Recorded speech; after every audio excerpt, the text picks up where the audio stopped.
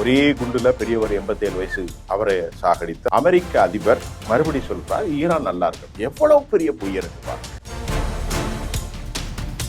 ஈரானை பொறுத்தவரை அமெரிக்காவினுடைய எந்த மிரட்டலுக்கும் நாங்கள் பயப்படலாம்.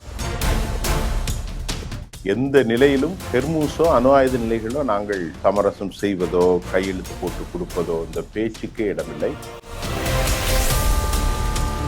முதல்ல ஈரான் குறிவைத்திருக்கிற நாடு இஸ்ரேல். சவுதி அரேபியா சிக்கிக் கொண்டது.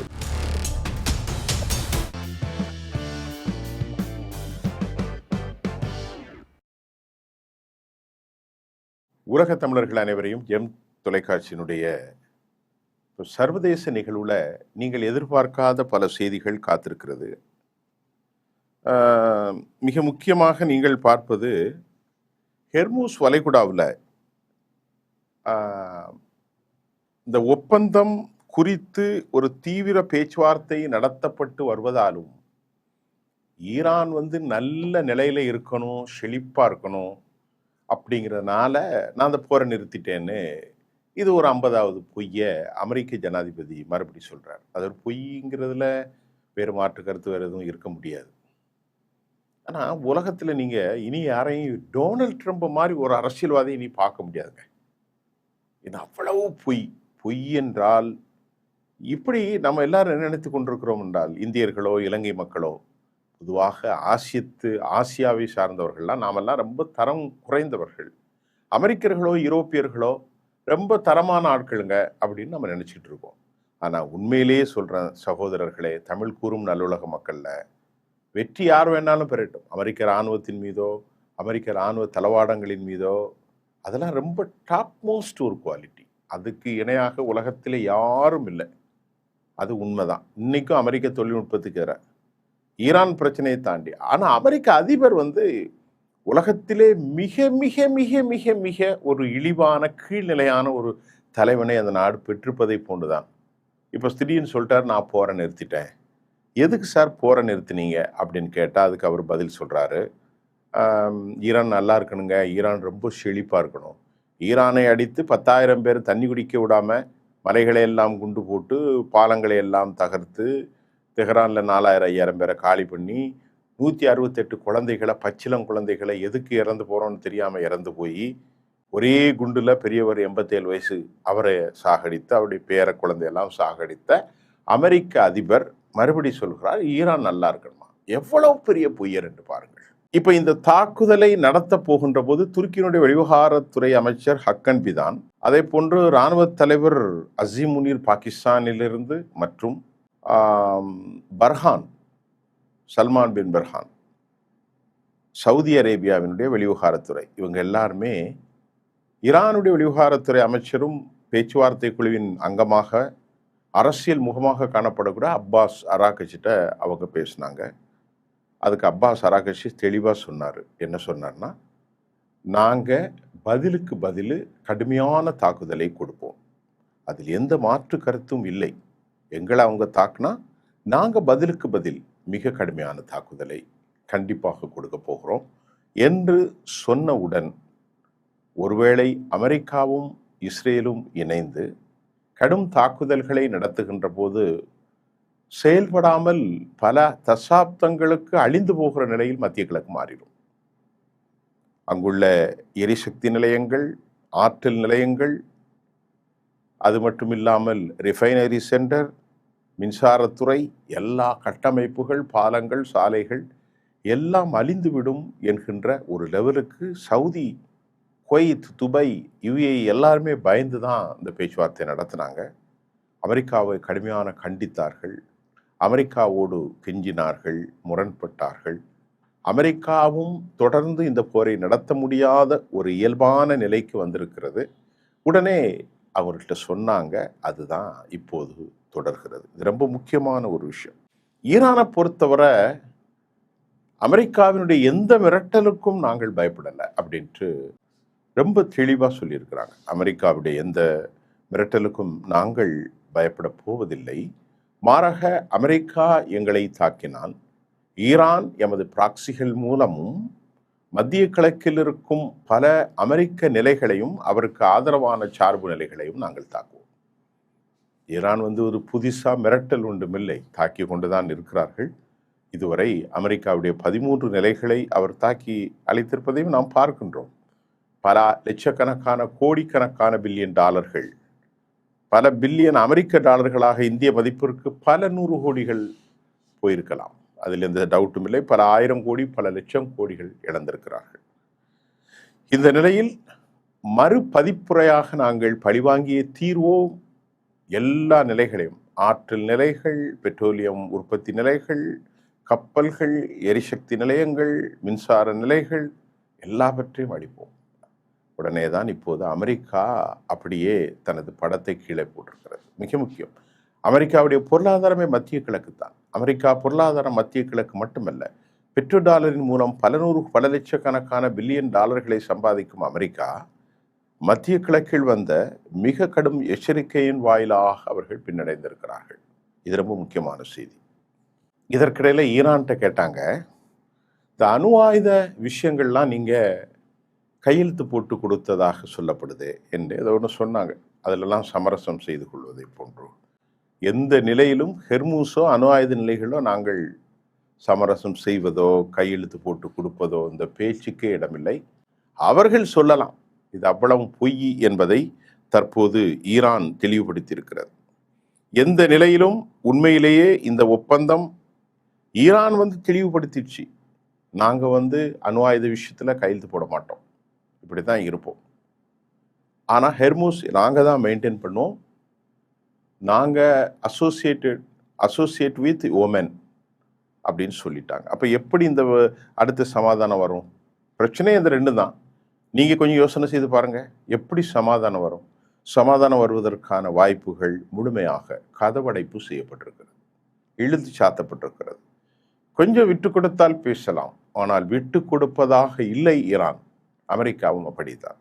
ஆக இதில் மீண்டும் ஒரு சிக்கல் வரும் என்பதை நாம் உறுதியாக நம்பக்கூடியதாக இருக்கிறது. அமெரிக்காவுடைய இன்டெலிஜென்ஸ் இஸ்ரேலில் இருக்கும் மக்களை, அமெரிக்கர்களையும் அரசாங்கத்திடத்தில் கேட்டுக்கொண்டு உடனடியாக நீங்கள் புதைகுழிகளை நோக்கி சென்று விடுங்கள், பங்கருக்குள் சென்று விடுங்கள், எந்த நேரமும் ஈரான் தாக்குதலை நடத்தும் என அமெரிக்கா எச்சரித்திருக்கிறது ஜெருசலேம் போஸ்டின் வாயிலாக. ஜோர்டானில் இருக்கும் அமெரிக்கர்களுக்கும் கடும் எச்சரிக்கை சொல்லப்பட்டிருக்கிறது. எந்த நேரத்திலும் ஈரானியர்கள் தாக்கலாம் என்பதை இஸ்ரேலுக்கு அமெரிக்காவுடைய இன்டெலிஜென்ஸ் கடும் உத்தரவை பிறப்பித்திருக்கிறது. ஜோர்டானில் இருக்கும், ஜோர்டான் மட்டும் இல்லை, உலகத்தில் எல்லா நாடுகளில் இருக்கும், குவைத் உட்பட பல நாடுகளில் இருக்கும் அமெரிக்க தளங்களுக்கு பக்கத்தில் யாரும் இருக்க வேண்டாம் என மக்களை கடும் எச்சரித்து அச்சுறுத்தலாக இந்த செய்தி மக்களிடத்தில் இருந்தாலும் இது ஒரு எச்சரிக்கையாக சர்வதேச சமூகம் பார்க்கின்றது. ஏனென்றால் அமெரிக்கர்களால் தடுக்க முடியவில்லை. அமெரிக்காவினுடைய ஆன்டி மிசைல்ஸ் ஏவுகணைகளின் மூலம் வானில் எரிவூட்ட முடியாத ஒரு தகவமைப்பு அடாப்டேஷன் அதை சார்ந்து அந்த அடிப்படையிலே இருக்கின்றது. ஆகவே அமெரிக்கா இந்த எரிவூட்டுதலை நிகழ்த்த முடியாத சூழ்நிலையில் அது விழுந்ததின் மூலம் பலருக்கு மூளை நரம்புகள் எல்லாம் வேலை செய்யவில்லையாம். அவர்கள் சாகவில்லை, ஆனால் பக்கத்தில் தான் விழுந்ததுங்க. அமெரிக்க வீரர்களில் பெரும்பாலானவர்கள் மூளை செயலிழப்பால் பாதித்திருக்கிறார்கள். அப்பப்பா இவ்வளவோ பயங்கரமாக இருக்கு, கேட்பதற்கே மனம் வலிக்கிறது. இது மனித சமூகம் தானா அப்படிங்கிற பரஸ்பரம் ரெண்டு பேரும் மேலே நமக்கு ஒரு அறச்சீட்டம் வரத்தான் செய்கின்றது. அப்படி ஒருவேளை ஈரானை தாக்கினால் ஈரான் எந்த நிலைகளை எல்லாம் தாக்கும் என்ற செய்தி தற்போது வெளியாகி இருக்கின்றது. முதல்ல ஈரான் குறிவைத்திருக்கிற நாடு இஸ்ரேல். இஸ்ரேலில் இருக்கும் லெவேட்டியா என்கின்ற ஒரு மிக முக்கியமான தளம் இது காலி செய்யப்படும். இஸ்ரேலுடைய லெவேட்டியா இதெல்லாம் எரிசக்தி துறைகள், மக்கள் வாழ்கிற மிக முக்கிய நிலைகள். சவுதி அரேபியாவினுடைய தாவாக், கத்தாருடைய ரஸ்பஹா, அமீரகத்தில் இருக்கும் ஐட்டம் உள்பட பல்வேறு இடங்களில் ஒரு பெரும் தாக்குதலை நடத்துவதற்கான ப்ளூ பிரிண்ட் ரெடியாக இருக்குங்க அப்படின்ட்டு அமெரிக்காவினுடைய வால் ஸ்ட்ரீட் ஜேர்னல் தெளிவுபடுத்தியிருக்கிற கருத்தையும் நாம் உங்களுக்கு தருகிறோம். லெவேட்டா, தாவாக், கத்தரில் இருக்கக்கூடிய ரஸ்பஹா, அமீரகத்தில் இருக்கக்கூடிய மிக முக்கியமாக ஐட்டம். இந்த இடங்களிலெல்லாம் எரிசக்திகள், மின்சாரத்துறைகள், மக்களுக்கு அடிப்படையான விவகாரங்களை ஈரான் ஒருவேளை அமெரிக்கா ஈரானில் தாக்கி மக்களுக்கு சேதம் ஏற்படுத்தும் வகையில் மின்சார கட்டமைப்புகளையோ மற்றும் உண்டான அரிதிலும் அரிதான நிகழை அவர்கள் தாக்கினார். ஏனால் அமெரிக்கர்களுக்கு ஈரானியர்களை வெல்ல முடியாது. கடைசி கட்டத்தில் தான் மக்களை பாதிப்பாங்க. அமெரிக்கர்கள் எந்த அளவிற்கு தோல்வி அடைந்திருக்கிறார்கள், தோல்வியை நோக்கி பயணிக்கிறார்கள் என்பதை பாருங்கள். உண்மையிலேயே அமெரிக்கர்கள் வெற்றி பெற்றார்கள் என்றால் நீங்கள் கொஞ்சம் சிந்திச்சு பாருங்க. பெரிய அறிவுலாம் தேவையில்லை, இராணுவ தளவாடங்கள் குறித்த புரிதலும் தேவையில்லை. இராணுவத்தை அமெரிக்கா அடித்ததா? ஈரானுடைய அல்குஸ் படைகள், ஈரானுடைய விமானத்தளங்கள், ஈரானுடைய ஏவுகணை தளங்கள், ஈரானுடைய ஆர்சனல் குடோன்கள், ஈரானுடைய ட்ரோன்கள், ஆளில்லாத விமானங்கள், படைகள், கப்பல் படை, காலாட்படை, தரைப்படை, ஏவுகணை படை, ஷேடோ ஃப்ளீட் எல்லாவற்றையும் அவர்கள் அழித்தார்களா? ஒன்றும் அளிக்கவில்லை. அப்போ ஏன் ஈரானுடைய மக்களுக்கும் இதுக்கும் சம்மந்தம் இல்லை. அவர்கள் பயன்படுத்தக்கூடிய மின்சாரம், அவர்கள் பயன்படுத்தக்கூடிய தண்ணீர், அவர்கள் பயன்படுத்தக்கூடிய பாலங்கள், அவர்கள் பயன்படுத்தக்கூடிய ஹாஸ்பிட்டல், அவர்கள் பயன்படுத்தக்கூடிய ஸ்கூல் ஜோன், அவர்கள் பயன்படுத்தக்கூடிய பொதுச்சாலைகள், இதை அடிக்கிற அளவிற்கு அமெரிக்கர்கள் போய்விட்டார்கள் என்றால் அமெரிக்கர்களுடைய தோல்வியை இது எவ்வளவு நீங்கள் பாருங்கள். உண்மையிலேயே போர் என்று சொன்னால் பதிலுக்கு பதில். நீங்கள் அமெரிக்க தளத்தை தாக்கினீர்கள் என்றால் அமெரிக்கா என்ன செய்ய வேண்டும்? அங்கே இருக்கக்கூடிய தளங்களை தாக்க வேண்டும். ஈரானியர்கள் தாக்கவில்லை. ஈரானில் அமெரிக்காவுடைய தளங்களை மட்டும்தானே தாக்கி கொண்டிருக்கிறார்கள். ஈரானியர்கள் பாலத்தை எங்கும் தாக்கவில்லை. நல்லா கவனிங்க. எந்த இடத்திலும் அவர்கள் பாலத்தை தாக்கவில்லை, எந்த இடத்திலும் அவர்கள் ஸ்கூலை தாக்கவில்லை, எந்த இடத்திலும் மார்க்கெட்டை தாக்கவில்லை, அபார்ட்மெண்ட்ஸை தாக்கவில்லை. அவர்கள் அமெரிக்கா இஸ்ரேலுடைய இராணுவ நிலைகளை மட்டும்தான் தாக்கி கொண்டிருக்கிறார்கள். ஆனால் அமெரிக்கா கடைசியில் பாலங்கள், சாலைகள், மருத்துவமனைகள், குடிநீர் தலங்கள், ஸ்கூல் ஜோன் எல்லாவற்றையும் அடித்ததன் மூலம் அமெரிக்கா கோபத்தில் தோல்வியை ஏற்றுக்கொள்ள முடியாத மனநிலைக்கு வந்ததனால்தான் இப்போது நான் சொன்ன நெவேட்டோ, அதே போன்று தவாக் மற்றும் ரஷ்பஹான் அண்ட் ஆல்சோ ஐட்டம், இவ்வளவு இடத்தையும் அவர்கள் அழிப்பதற்காக ப்ளூ பிரிண்டை ரெடி பண்ணிவிட்டார்கள் என்று அமெரிக்காவுடைய வால் ஸ்ட்ரீட் ஜேர்னல் மிக தெளிவாக சுட்டிக்காட்டுகிறது. பஹ்ரைன் தற்போது உருக்கமான ஒரு வேண்டுதலை அமெரிக்கர்களுக்கு சொல்கிறது. அல்லாவின் மீதும் அல்லாவுடைய தூதர் மீதும் நம்பிக்கையோடு கேட்கிறோம், நீங்கள் எங்களை தாக்க வேண்டாம், நாங்கள் ஷரியத் சட்டத்திற்கு உட்பட்டே வாழ விரும்புகிறோம். பஹ்ரைன் சொல்கிறது, அல்லாவினுடைய தூதரின் மேல் உங்களை நான் கேட்கிறேன், எங்களை நீங்கள் தாக்காதீர்கள் என பஹ்ரைன் உருக்கமான வேண்டுகோள். நாங்கள் ஷரியத்தை முறைப்படி பின்பற்றுகிறோம், தயவு செய்து எங்களை தாக்காதீர்கள், எங்களை தாக்காதீர்கள் என்றும் ஈரானுக்கு வேண்டுகோள் விடுத்து சொல்கிறது. நபிகள் நாயகத்தின் பெயரால் அந்த அறிக்கை அவ்வாறு சொல்கிறது, முகமது நபியின் பெயரால் உங்களுக்கு இறைவன் கொடுத்த இந்த வல்லாதிக்க சக்தியை நீங்கள் தவறாக பயன்படுத்த வேண்டாம், எங்களின் மீது தாக்க வேண்டாம் என்று பஹ்ரைன் ஈரானியர்களுக்கு உருக்கமான வேண்டுகோள். எவ்வளவு நிலைக்கு போயிருக்காங்க பாருங்க. அமெரிக்கர்களால் தாங்கள் இதுகாரம் தாக்குதலையெல்லாம் சந்திக்கவே மாட்டோம், பாதுகாப்பான ஒரு சேஃப் ஜோன்ல வி ஆர் லிவிங், நாங்கள் வாழ்ந்து கொண்டிருக்கிறோம் என்று நம்பிய அவர்கள் முதலாக அல்லாவின் பேரிலும் அல்லாவுடைய சட்டத்தின் பேரிலும் நாங்கள் கேட்கிறோம், அல்லாவுடைய தூதரின் பேரில் கேட்கிறோம், எங்களை தாக்காதீர்கள் என்று கேட்கிற அளவிற்கு நிலைமை மோசமாக ஆகியிருக்கிறது என்பதையும் கூட நான் உங்களுக்கு இப்போது சுட்டி காட்டுகிறேன். தற்போதைய நிலையில் பீகாக்ஸ் மலைகள் எதற்கு தாக்கப்படுகிறது என்ற கேள்வி எழும். பீகாக்ஸ் மலைகளை அமெரிக்கர்கள் குறிவைத்து தாக்குவது, நம்மிடத்தில் பல பேர் சொன்னார்கள், இஸ்பஹான், ஃபர்தோஸ், நட்டான்ஸ்ல மட்டும்தான் அவர்கள் புதைக்கவில்லை, அணு கழிவுகளை பானைகளில் வைத்து பீகாக்ஸ் மலைகளில் வைத்திருக்கிறார்கள், அதற்குத்தான் அமெரிக்கர்கள் தாக்குகிறார்கள் என்று சொல்லப்பட்ட போது இல்லை, இப்போது உண்மை வெளியாக இருக்கிறது. மொஜிதபா கமைனி பீகாக்ஸ் மலைக்குள் தான் இருக்கிறார். ஐஆர்ஜிசியுடைய சில முக்கிய தலைவர்கள் பீகாக்ஸ் மலைகளில் இருப்பதாக, மலையை குடைந்து அடியாளத்தில் இருப்பதாக முசாத் கண்டுபிடித்திருப்பதாகவும் அச்செய்தியை அமெரிக்காவிற்கு கடத்துவதற்காகவே கடந்த சனிக்கிழமை டொனால்ட் ட்ரம்பை சந்திப்பதற்கு சென்ற போரியல் மனிதன் பெஞ்சமின் நெத்தானியாகு கடத்தியிருக்கலாம். ஆகவே கண்டுபிடிக்க முடியாமல் திணறுகிற ஒரு மர்ம மனிதனான முஜித்தபா கமேனியை காலி செய்வதற்கு அமெரிக்காவினுடைய CIA மற்றும் மொசாத் கடும் வலைவிரிப்பை போடுகிறது. ஆனால் அவரை கண்டுபிடிப்பதற்கு இயலாத காரியம்.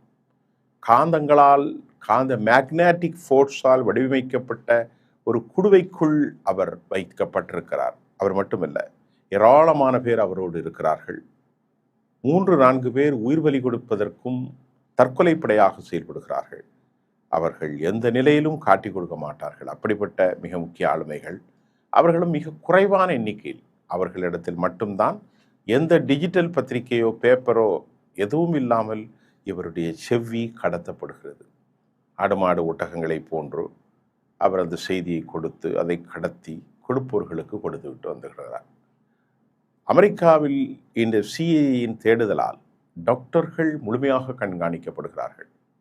உயர்ந்த ஹாஸ்பிட்டல், பெரிய பெரிய ஹாஸ்பிட்டலுடைய தலைமை மருத்துவர்கள் எங்காவது செல்கிறார்களா, யாரையாவது பார்க்கிறார்களா என லோக்கலில் இருக்கும் ஹாஸ்பிட்டலுக்கு அவர்கள் பணம் கொடுத்து முஜித்தபாவை அடைந்து காலி செய்ய மொசாத்தும் CIAயும் தொடர் திட்டங்களை வழிநடத்தி வருவது ஒரு பரபரப்பான செய்தியாகும்.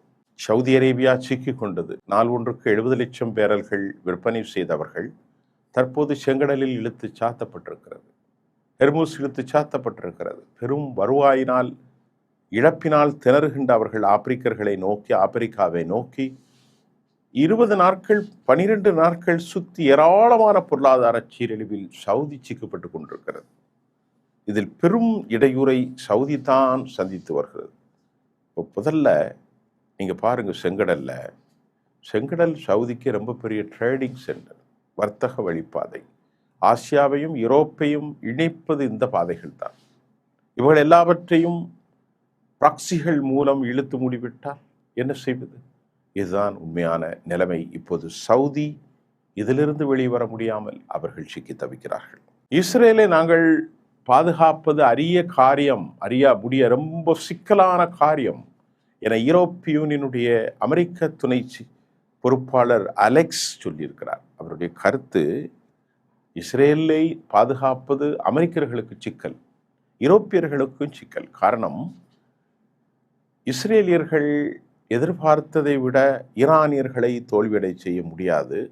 ஈரானியர்களுடைய ஆயுத பலம் இருப்பதின் மிக முக்கிய காரணம் அமெரிக்கர்களிடத்தில் ஆயுதங்கள் இல்லை என்றும் பெண்டகனால் அவர்களை காப்பாற்ற முடியாது என்று அலெக்ஸ் தன் செய்தியை பெண்டகனுக்கு கடத்த பெண்டகன் மிஸ்டர் பிரசிடென்ட்டுக்கு சொல்லியிருக்கிறார்கள். இந்த செய்தி நேற்று மிகுந்த பரபரப்போடு வந்து கொண்டிருக்கக்கூடிய ஒரு செய்தி தான். ஆயுதங்கள் இல்லாமல் அவர்கள் யாருக்கு கொடுப்பார்கள் என்பது ஒரு கேள்வி. இதற்கிடையே PMF என்று சொல்லக்கூடிய பாப்புலர் மொபிலைசேஷன் ஃபோர்ஸ் மற்றும் ஹிஸ்புல்லா ஹவுதிகளின் மூலம் ப்ராக்சி அட்டாக்கை தற்போது வலிமைப்படுத்தி வந்து கொண்டிருப்பதாக செய்திகள் வந்திருக்கிறது என்பதும் மிக முக்கியமான செய்தியாக இருக்கின்றது. ஆக போர் நிறுத்தம், சமாதான பேச்சுவார்த்தை என்பது நம்ம இவ்வளவு காலம் பார்க்கின்றது ஒரு கானல் நீர் போன்றுதான் தெரிகின்றது. அதற்கு விடை கிடைக்குமா? சமாதானம் ஏற்படுவது என்பது பல மில்லியன் டாலர்கள். கேள்விகள் தொங்கித்தான் இருக்கிறது. மீண்டும் அடுத்த செய்தியில் நான் உங்களை சந்திக்கின்றேன். நன்றி.